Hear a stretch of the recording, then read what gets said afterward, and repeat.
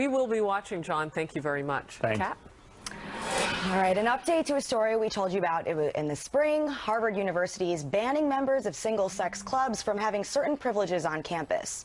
But now the Daily Caller reports a women's-only club, Seneca, will be exempted as long as they make a minor change to their bylaws explicitly banning men. But this same privilege is not being given to all male clubs.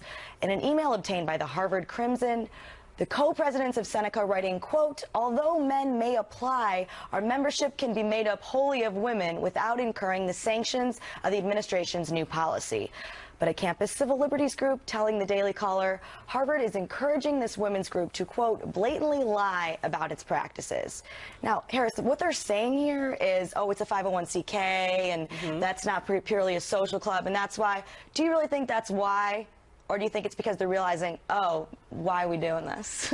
Well, you know, I'm a little confused about what the difference would be. Right. In practice, what is really the difference? So if you have a men's club that says no women allowed, and you have a women's club that says no men allowed, I mean, that should be its own club. The people who maybe, they could form their own club. I don't really understand what the difference is. You know what I don't get? So back in my day, you used to, when I went to the Harvard of Boston. Which was 15 minutes ago, by the way. Which was a long time ago, yes. I was actually at Harvard the other day looking fondly across the river at my alma mater, Boston University. My friend said, what's the difference? You're separated by a river and about 800 on the SATs. That's what they separate you, which I thought was a little unfair, but true.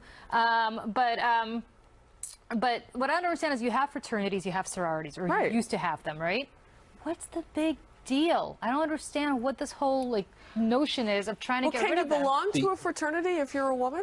I mean, that's a good question. Well, but why do you want to? Well, gender's not a thing anymore. This is the result of political correctness and the push for everybody having no sense of gender. I mean, this is the inevitable result, and it lacks common sense, and it makes people look stupid when they go out and say, we have an all-women's club, but we really can't be, so we're pretending we're not. So again, the people who couldn't get into either club could form their own and just call it the club. Yeah, are you allowed to just hang out with it's all men or all women, or how far does that go? And why do you think they have to say, oh, we'll allow men, but we're just not gonna? I mean, what good, Dagen, what good does that do at all? Well, because they're trying to be, they realize the benefits to having a single-sex club and having just all women, but they want to be politically correct. They want, because they know that, well, but if I say I'm a woman and I want to join that men's club, then I've got to let the men in my club, and I don't really want them here because I don't want to have to put makeup on and look good for them.